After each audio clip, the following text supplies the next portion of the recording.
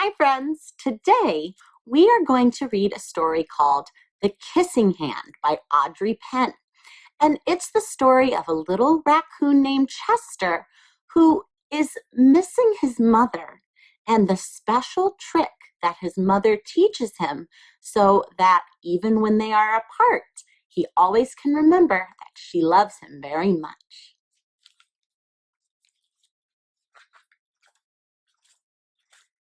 Chester Raccoon stood at the edge of the forest and cried. "I don't want to go to school," he told his mother. "I want to stay home with you. I want to play with my friends and play with my toys and read my books and swing on my swing. Please, may I stay home with you?" Aw, how was he feeling right now? He's sad. We can tell he's sad because he's telling his mommy he does not want to go. And if we look at the illustration, we see poor little Chester is crying. Mrs. Raccoon took Chester by the hand and nuzzled him on the ear. "Sometimes we all have to do things we don't want to do," she told him gently, "even if they seem strange and scary at first. But you will love school once you start."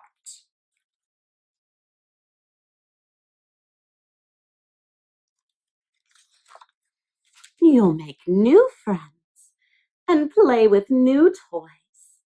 You'll read new books and swing on new swings. Besides, she added, "I know a wonderful secret that will make your nights at school seem as warm and cozy as your days at home." Why do you think Chester's mother says his nights at school and his days at home? We normally go to school during the daytime and we go home for the nighttime. I know. Raccoons are different than people. They're nocturnal. That means during the daytime, they are asleep. And during the nighttime, they are awake. So that is why Chester will go to school every night. That makes sense. Chester wiped away his tears and looked interested. "A secret? What kind of secret?" "A very old secret," said Mrs. Raccoon. "I learned it from my mother, and she learned it from hers. It's called the kissing hand." "What's the kissing hand?" asked Chester.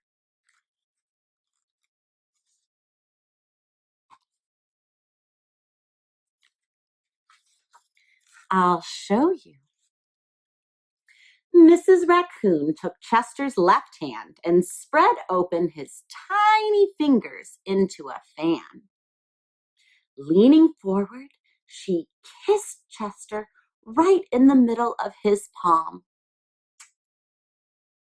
Chester felt his mother's kiss rush from his hand, up his arm, and into his heart. Even his silky black mask tingled with special warmth. Here she is. There's the kiss. Mrs. Raccoon smiled. "Now," she told Chester, "whenever you feel lonely and need a little loving from home, just press your hand to your cheek and think, 'Mommy loves you, Mommy loves you.'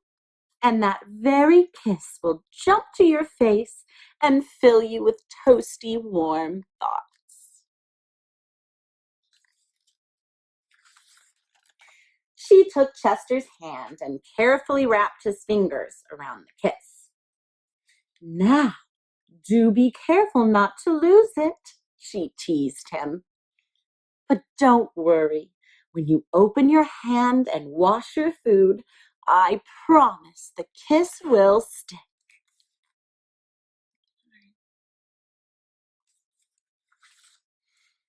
Chester loved his kissing hand.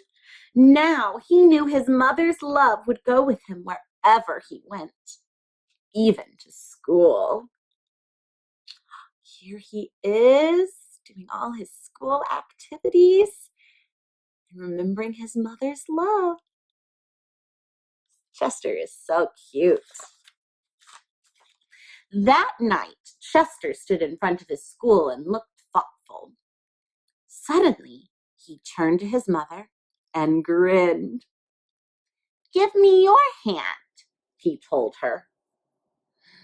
What do you think? What will Chester do? Let's make a prediction. Let's think, what would it make sense for Chester to do next?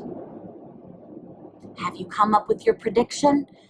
Hey, keep it in your head. Let's keep reading and see if our predictions are correct. Chester took his mother's hand in his own and unfolded her large familiar fingers into a fan. Next, he leaned forward and kissed the center of her hand. What is he doing? This reminds me of what his mom did for him. Now you have a kissing hand too, he told her. And with a gentle goodbye and I love you, Chester turned and danced away. Here he is off to go meet his friends at school. Mrs. Raccoon watched Chester scamper across a tree limb and enter school. And as the hoot owl rang in the new school year, she pressed her left hand to her cheek and smiled. The warmth of Chester's kiss filled her heart with special words.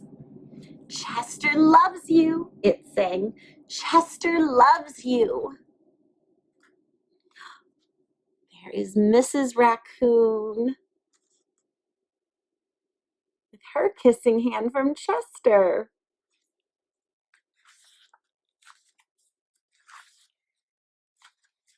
And at the end, I love you.